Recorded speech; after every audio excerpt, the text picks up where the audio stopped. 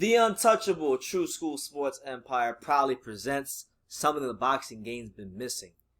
Hey, what's going on? It's your boy BT, and I came here to talk some boxing with the thousands of True School Sports subscribers. Now, do yourself a damn favor, smash that like button, hit that subscribe button so you can let YouTube know that you're rocking with your boy BT and like what we got going on here on TSS. Now listen, this is a special PSA via TSS to the promoters of boxing, to the power brokers and promoters across boxing, the ballers and the shot callers that run the behind the scenes parts of boxing. Your Eddie Hearns, your Bob Arums, your Oscar De La Hoyas, your Al Haymans, your Frank Warrens, shit, even your Mick Hennessy's, everybody in boxing. This is a special PSA to you.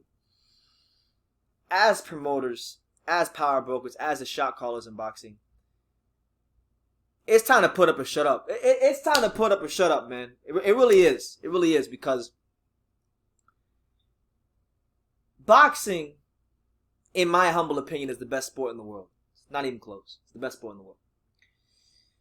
But it's definitely not the most popular sport in the world. And the big reason I feel like that it's not the most popular sport in the world is because the promoters hold it back a lot. But that's in the past. Any sort of negative things we got to say about promoters, we'll leave it in the past.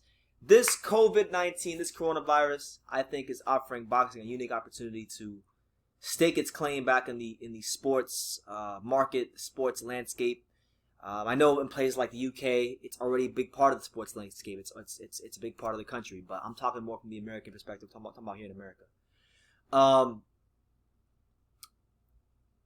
We've heard things from Bob Arum and Top Rank. Like Bob Arum came out and said that the Top Rank's planning on doing 3 shows a week. You know, they were saying June 9th, June the 11th, and June 13th, which is interesting because that would mean that we would kind of be going back to the 90s in a sense. Because if many of you from our older boxing fans out there, you may remember back in the 90s, especially in America, we used to have weekday fights. I mean, even recently, like 5 years ago, we used to have PBC on Tuesdays. We used to have USA Tuesday night fights, you know. And I really feel like, and I believe this for a while, that boxing, particularly in America, has been missing that. It's been missing that, you know, in-your-face coverage of weekly boxing. Because that's how it was back in the 90s. You had Tuesday night fights on network television, Thursday night fights on network television, then you had your big fights on Saturday. And I think that with this coronavirus, there's a lot of time slots and programming needs for the networks, you know. So the promoters are going to get creative now. Obviously, one promoter that's getting very creative is your main man, Eddie Hearn. Okay, as it's been reported many times and said many times, he's planning on doing fights in his back garden, you know, at his former estate in Brentwood. Shout out to Brentwood. I've never been to Brentwood in the UK, but I hear it's very posh. It's very like bougie. But anyway, I wanted to get into what Eddie Hearn had to say, because he revealed that he's got this elaborate plans to bring the razzmatazz and the sexiness and the drama to boxing, you know. And as many of you know, Eddie Hearn lived on the Matchroom headquarters, which was his home as a kid. 15 acres, Brentwood, Essex, England. For those of you that don't know about Brentwood, Essex, England, that's where the money's at. That's where you got, when you got the Robert De Niro, you living in Brentwood, okay? But I mean, it's important. It's important. But here's what Eddie Hearn revealed about what he wants to do for the fights in Brentwood, the fights in his back garden. He said, I quote, "The plan is to begin with an all-British fight between Terry Harper and Natasha Jonas, and finish with Dillian White and Povetkin's WBC interim title fight. Just imagine it. It is summer. The house is all lit up. You can see Canary Wharf in the distance, and the fireworks are going off. Then over the hill walk Dillian White, Alexander Povetkin for a massive tear up on my lawn. World Championship in my boxing garden? Oh, go on then. Let's go, Eddie. Let's go." Now, I think he makes a great point here. He says, we cannot just bring boxing back with the dark studio. We have built our product on razzmatazz, the sexiness, and the drama. It has all been about building that moment for a fight. So we cannot afford to just bring people out like a game show. We want to create a gladiatorial environment that will not only ensure compelling but will also ensure the fighters can perform at the highest level. Now, I was reading his quote. I didn't know what the hell Canary Wharf was, so I looked at Canary Wharf. It looks nice. This looks pretty cool. So I guess the way his back garden is positioned is that you can see this thing, Canary Wharf, which is a skyline somewhere, I think in London. You can see Canary Wharf And imagine fireworks going off in the background. So I like where Eddie's going with this.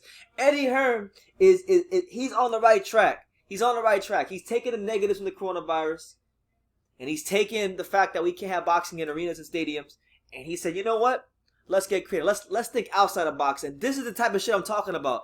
This is the type of shit I'm talking about. This is what the promoters need to be doing, because a lot of promoters get lazy. A lot of promoters don't think outside the box. But here we have Eddie Hearn thinking outside the box, trying to create new scenes and new ways to host fights. And I'm all for it. I'm all for it. And you know, Eddie Hearn's got a pretty good track record, especially over the last decade or so. He's got a pretty good track record of setting up producing some amazing scenes over there in the UK. You know, he hasn't quite been able to do that in America to the level he's done it in the UK, and that's a work in progress. But in the UK, he's done it better than anybody. But he went on by saying further, it is a huge mission that we are going to turn our headquarters here into an outdoor venue for live boxing with a full canopy in the middle of the garden ring overlooking London. We are building changing rooms for the fighters and setting up a space for a ring walk, figuring out how we can do everything you need for this kind of production with as few people as possible. We are in talks with a nearby hotel about taking control of it for each of the weeks. The way it will work is everyone is involved. The fighters, their teams, the broadcasters will go into their hotel on Tuesday, and the fighter and their team will go to a testing facility at the hotel. You will go in and get tested by it and be handed a room key and go straight to your room, where you will wait until you get the result of the test.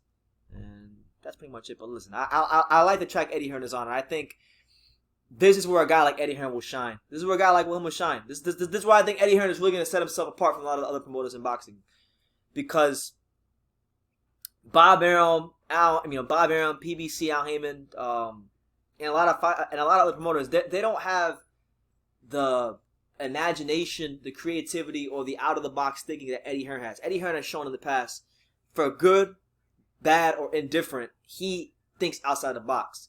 So I like where he's going with this. I like the fact that he's trying to really make it special for the fight fans and the fighters. I also like what Bob Arum was talking about, the fact that boxing could be returning to network television during the week, which is something that I think has been long overdue in America. And it's actually a shame. It's a shame that it's taken a global pandemic for boxing to be put in this situation to where they're pressured into having to put fights on during the week. I think it should have been done a long time ago, but better late than never.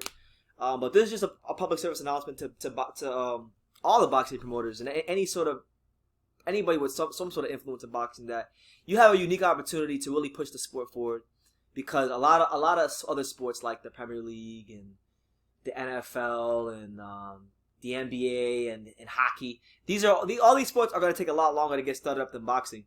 So the quicker you can get started up, the better it'll be for your company, the better it'll be for your fighters, and the better it will be overall for the sport. There's a chance, if the boxing promoters can put on some great fights and do right by the fighters, there's a chance that there's a genuine chance, an honest chance for boxing to really create a lot of new fans post COVID-19. So yeah, man, Eddie Hearn, I like where you're going with this. I like what Arum is doing. I just hope that you're putting on fights that can get the people interested, that can get the public interested, and just do right by the sports public and the boxing fans as well, and that's what it is. So you guys let me know what you think in the comments down below. Make sure you take the time to subscribe. And like I say in every single one of these videos, you can love me or you can hate me, but I'm just a kid from Daniel. So until next time, take care, guys.